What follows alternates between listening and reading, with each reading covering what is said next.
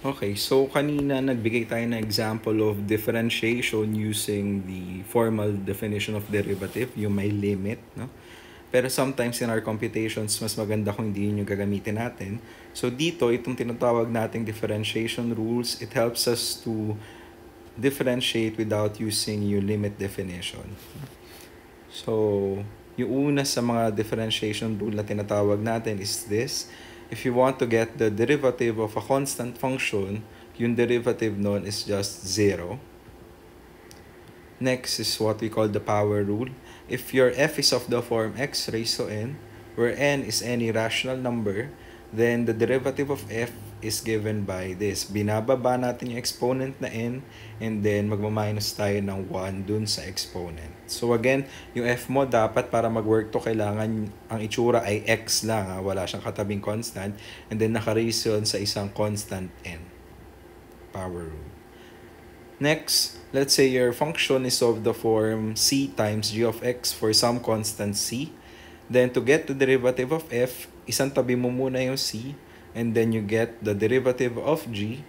So yung f prime mo lalabas ay c times g prime of x lang, provided g prime of x exists.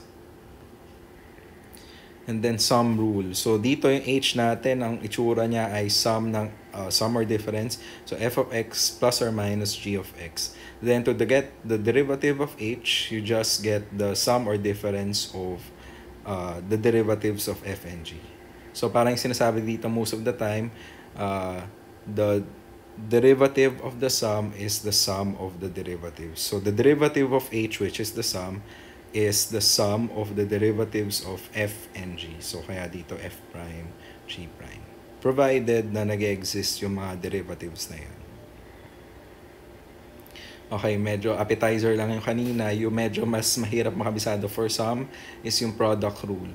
Kapag kanina derivative ng sum ng derivatives, wala tayong ganun for products. So hindi, again, the product of the derivative of product. No, that is not true. No?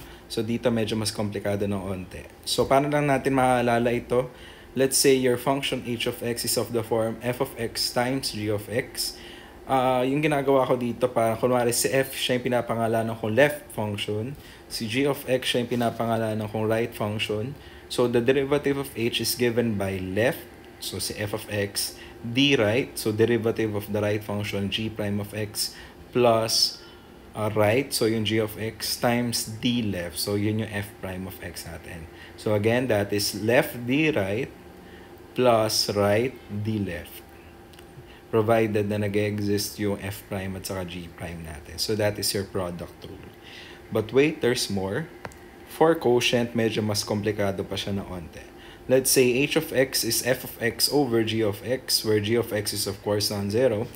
Then the derivative of h is given by this. So kung kanina may left at saka right function, for the quotient rule, you have your high and low function. So high si f of x, low si g of x. And the formula for the derivative is, so para makabisado siya, low di high, so low is g of x, derivative of high, which is f, minus high di low. So high is f of x, derivative ng low, so g prime of x, over low, low. So again, that is low di high, minus high di low, over low, low. So yun yung para makabisado natin yung formula for the quotient rule. So again, hindi natin kailangan gamitin yung definition basta nagfo-fall yung ating function sa mga forms na sinabi natin dito. So as an example, to illustrate these two results, let's say I want to evaluate the derivative, or I want to differentiate the function f of x equal to 5. 0 lang yun dahil si f of x equal to 5 is a constant function. So kunwari, isa pang lumalabas kadalasan, what if I want to evaluate the derivative of square root of 3? So kahit na mukha siyang may square root of 3 is still a constant, so therefore the derivative of square root of 3 is equal to 0. Huwag tayong malilito. Derivative ng pi, derivative ng e, lahat ng yun ay constant, so therefore sila ay 0 pa rin. Okay, letter B, derivative of x raised to 5. Nagpo-fall siya sa power rule natin, x raised to n. So again, ang gagawin mo, bababa mo yung 5 and then you subtract 1 from the exponent. So that is 5x raised to 4. Derivative ng 1 over x squared. So ba't siya nandito? Kailangan lang nating maalala ng 1 over x squared can be written as x raised to negative 2. Ano?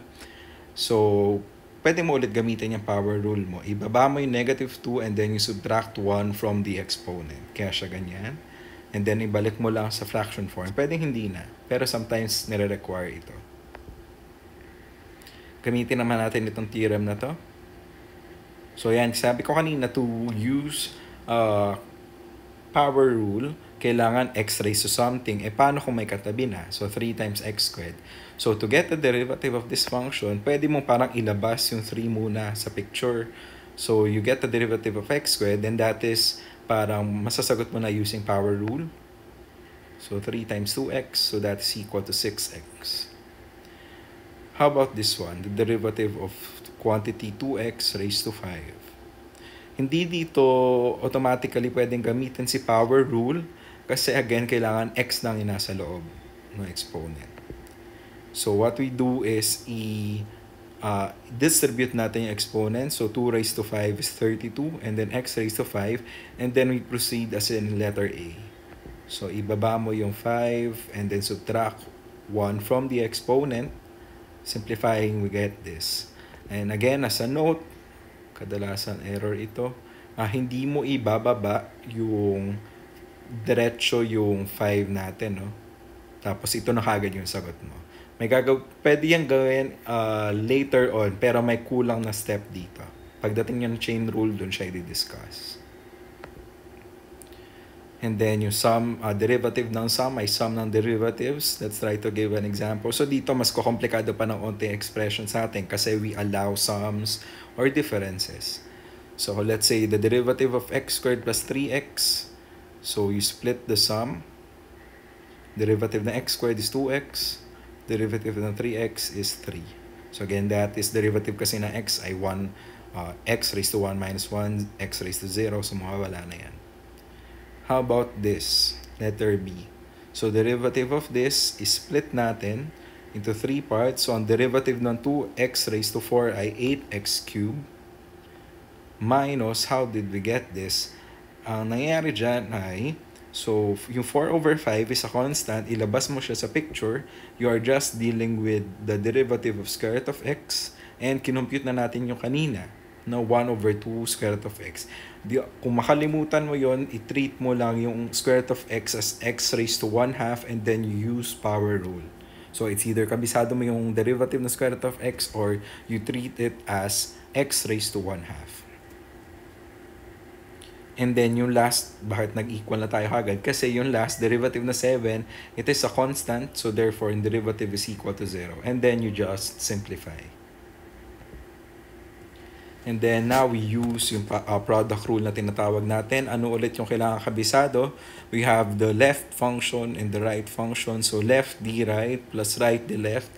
Medyo hindi na siya sinunod dito. So kanya-kanya kabisado na lang. So kunwari dito, I want to differentiate the product x minus 3 and 2x squared minus 3. Ano nangyari? So ang left mo is x minus 3. Ang right mo is this. So, left d right, so binaba ang 2x squared, ang derivative niyan ay 4x, derivative ng minus 3 ay 0, so yan yung matitira, plus right, 2x squared minus 3 d left, so times 1. Then dito, some arithmetic lang to get 6x squared minus 12x minus 3.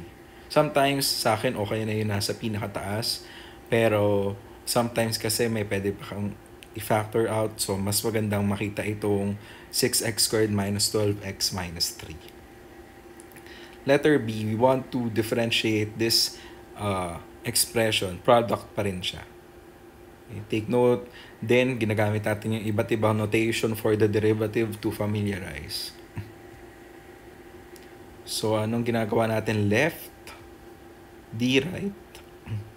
Okay, so derivative ng 4x cubed ay 12x squared. Dito ay treat cube root of x as x raised to 1/3. So, kaya siya naging ganyan. Binaba ko yung 1/3 and then 1/3 minus 1 ay negative 2/3. Kaya siya ganyan. So, that is left d right plus right. And then the derivative of the left function ay 15x raised to 4 plus yung 4/3 ibababa ko. So, pag i-simplify mo, 8 yun. Tapos minus 1, that is 1/3. And then derivative ng 2 ay 0. Okay, so tapos na tayo dun. And then, last example, yung quotient rule. Ano ulit yung meron dito? You have a low function and then a high function. So, yung kailangan mo kabisaduhin ay low d high minus high d low over low low. Okay, so let's say you have this as your f of x. Yung low mo is 3x minus 5. Yung high mo ay yung expression na yan. So, for the derivative of f, so low, d high. So, sige, dahan-dahan. 2x cubed, ibababa ko yung 3, 6, minus 1 exponent, so x squared, plus, ano nangyari dito? Ang 1 over x cubed is treated as x raised to negative 3. So, ibababa ko yung negative 3, yung negatives magka-cancel out. So, plus 3x, so x raised to negative 3 minus 1 is negative 4. So, kaya plus 3x raised to negative 4 siya. And then, yung derivative ng 4 ay 0. So, that is low d high minus high. Derivative ng low. So, 3x minus 5. Easy. 3 lang yan. Over low low. Most of the time, sinasabi na kapag i-apply ang quotient rule na yan, do not simplify. So, okay na tayo dito. Unless sinabi na i-simplify niya.